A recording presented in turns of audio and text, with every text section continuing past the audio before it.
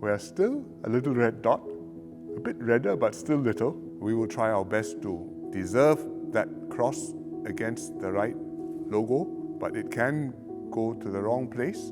Are there areas that you think you can contribute more in? Specific sensitive policies, that's up to the Prime Minister to decide. If he arrows me to do it, I will take the arrow.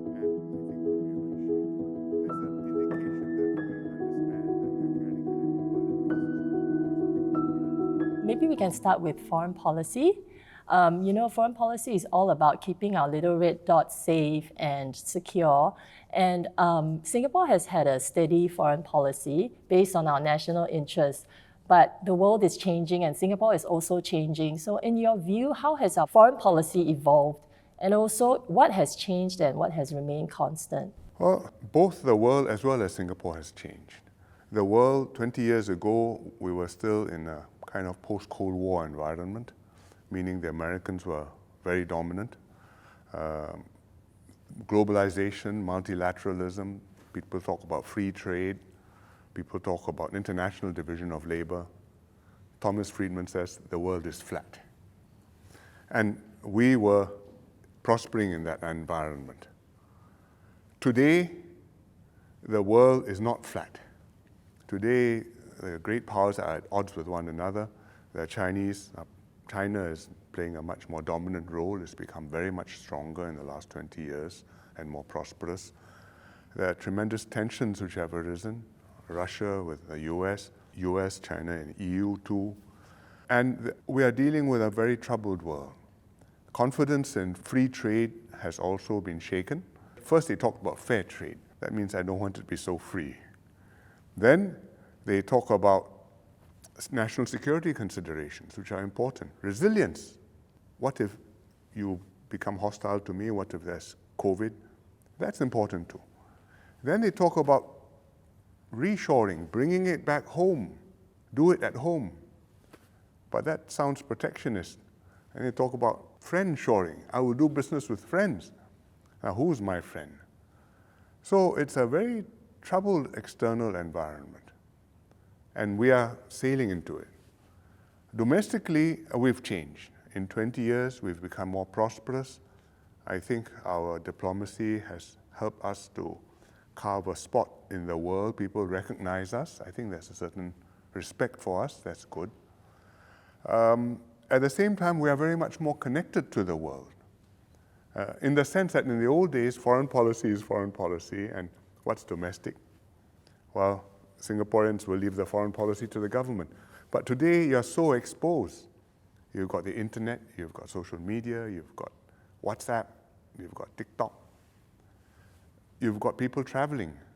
And you've got all sorts of things coming in, and Singaporeans being influenced by videos, by memes, by messages. So your foreign policy and domestic situation has been linked together. So we have to adapt to that, and our foreign policy has to adapt to that. What has not changed, we are still a little red dot, a bit redder, but still little. We are still in the middle of Southeast Asia, neighbors bigger than us, region prospering but troubled. We are still depending on an international rule of law, on international trade, on our sea lines of communications being open, being able to talk to everyone in the world and do business and get our food and our supplies, and needing to protect our interests where everybody is jostling with one another, and we are not the biggest person in the discussion. And we have to hold our own, which takes quite a lot of doing and keeps MFA very busy. The scheme is working very well. We're using up the government grant. PM, you talked about protecting our interests. I'm just wondering, when we say Singapore's national interest, it seems like different people seem to have different interpretations of it. Say, during certain incidents, there'll be different segments of Singapore trying to push for the government to do this or to do that. So how do we get people on the same page? And is it time now for us to really interrogate what it means, for something to be in Singapore's national interests? This is a continuing debate. Everybody says, and it's quite obvious to accept, that your foreign policy must be based on your national interests. Then the question is, what is your national interest? And you have different ones, right? You have national interest in prospering, in safety and security, defending yourself, in being able to do business with other countries when you need to, in having sovereignty or independence to decide what you want to do, what are your values, what are your ideals. It's not just bread and butter and can you get your food or not, but when you talk about multiracialism, democracy, talk about integrity of our system, these are things, all of them are national interests. Which one is more important? There's no formula answer. You have to look at each one, each situation, and then you have to judge. And in a big case, if you have to make a big decision and take a stand, then we have to have the people will have a view and the government will have to take that into account. And the government hopefully will have its own considered view and will talk to the population and we will discuss this. And we've done that. For example, before I took over in 2004, you may have forgotten, but I made a trip to Taiwan as TPM. And it caused a rumpus, and I had to state my position. So my first National Day rally, I had to spend time talking about not just foreign policy, but that trip to Taiwan and why I went and why it's important to us and why Singapore's national interest required me to do that and that it was necessary for me to do so, even though it caused a kerfuffle at that time. And that's the sort of thing which happens. And during the last 20 years, heaven knows there have been other occasions when we have had incidents and occasions when we've been tested and we've had to get people to understand what it's about. Sometimes public channels, sometimes we've had to do it closed doors, and then we can explain a bit more the background and what's it all about. I think they would have provided quite a lot. PM, would you like to share about US and China next, keeping in mind that the Taiwan Straits crisis has been a long-standing point of contention as well? US-China relations started off positive, and there were issues, but basically cooperative, but have now become very contentious. Better now because after Biden met President Xi Jinping in San Francisco last year, things have stabilized and both sides are trying not to take provocative moves, but the underlying tensions, the underlying contradiction between their national positions, national interests, I think is very deep and will be there for a long time. More than 10 years, maybe 20 years, maybe more. Fortunately for us, we have good relations with both. We've had good relations with China for quite a long time now, despite periodic kerfuffles. We have the Suzhou project. It's now celebrating the 30th anniversary this year. We have the Tianjin project. And in the last 20 years, when I was PM, we launched on a third G2G project, which is in Chongqing on connectivity. And that is doing promisingly. We have an FTA with China. We've upgraded the FTA with China. We've participated in cooperative projects which China has championed, Belt and Road. We joined in the AIIB. So I think overall, our relationships with them are very warm. And I think they know that we would like to do more with them and we are not against them. At the same time, they know, I think, that although we are ethnic Chinese mostly, we are different from them. And that's very important. So we can maintain the proper relationship, and the relationship is based on national interests. And it can't really be based on ethnic identity. You can't say we are the common ancestors, therefore we must have the same history. With the US, we also have good relations. We do a lot with them. They invest here huge amounts, important projects. Their banks are all here. With the government, we do a lot. We cooperate on defense and security. In fact, we have a lot of troops which are training in the US. We do combined arms exercises in Fort Sill in Oklahoma. At any time, there are 1,000+ Singaporean SAF personnel in the US. We are I think the biggest, but certainly one of the biggest foreign contingents of military people in the US. So it's a very close relationship, that direction. They come here, we host them, we welcome them, their Navy ships visit, their aircraft visit. So both ways, it's a very rich relationship. And we would like it so because fundamentally we believe that America has an important, constructive role to play in the region, because the region needs to be an open one. We are friends with multiple major powers, and we would like them to be here constructively, helping with the security and the prosperity of the region. And the Americans are doing that. And therefore, because we are their friend, when they need a favor and ask us, sometimes we are able to do that. For example, one day we received a call to say, well, President Trump wants to meet President Kim, and do you think he can do that in Singapore? And we said, when? And they said, next month. So we scrambled and we hosted it. We are just pouring tea for the occasion. But nevertheless, it shows that both sides found us acceptable, that we are not hostile to them, and they trusted us not just on our policies, but trusted us to be able to put the thing together and to host it and make it all go off without a hitch. Nations to do better than us. And therefore, I think we owe it to them. So what do I want to do by declaring you a politically significant person? I want you to declare every year, these are my foreign connections, these are my foreign sources of money. What does that achieve? First, everybody will know you are a PSP. I think that's helpful. So when you come, they will know that this is somebody politically significant. He's not just an innocent third-party advocate who believes deeply in what he says and is putting that view forth, but possibly you must know what his connections are. Secondly, it makes it harder for somebody, some foreign actor, to influence him, because if you put him onto your distinguished advisory committee, he has to declare it, and that diminishes his value to you.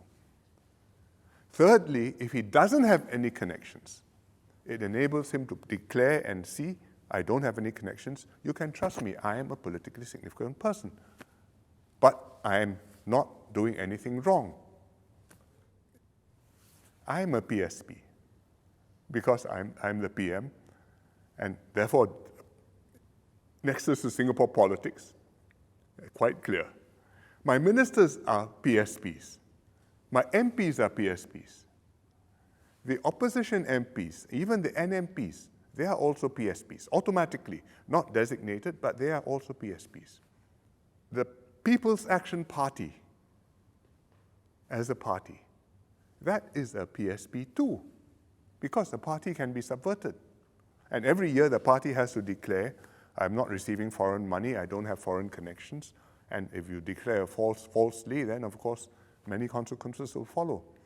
So that is the reason why we have a mechanism to define PSPs, to declare somebody to be a PSP, and therefore try and keep our system safer. So being declared a PSP doesn't mean necessarily that you have done anything wrong. It's just to put everybody on notice that you have either a foreign nexus or you're politically active.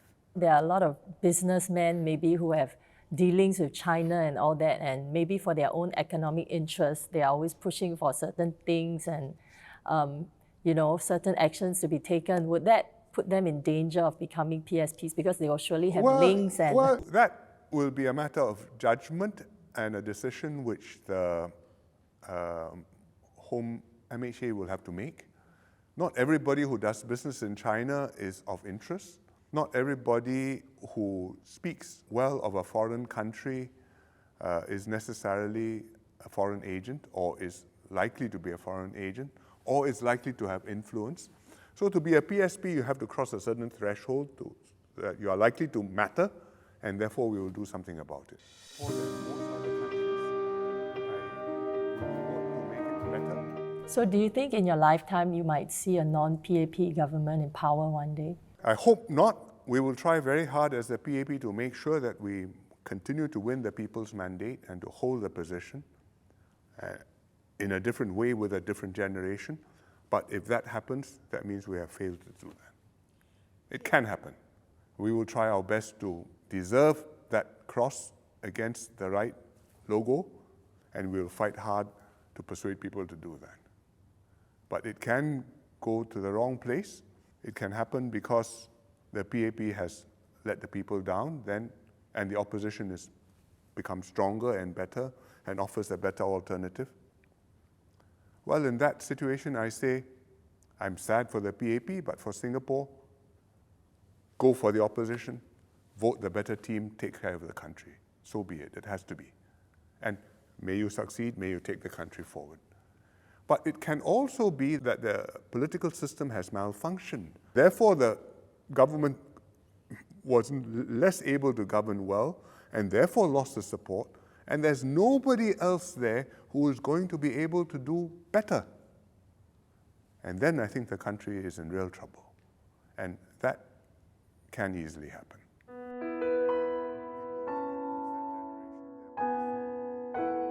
I think the debates have become more intense. From the point of view of quality of debate, if you are watching it as a television debate, I would have to say the quality has improved because there are more opposition MPs. They come with prepared positions. They have coordinated amongst themselves. They make their pitch. The government replies. From the point of view of government, has it improved people's understanding of issues and enlightened the public? The answer is mixed. Because once in a while you have a non-contentious issue.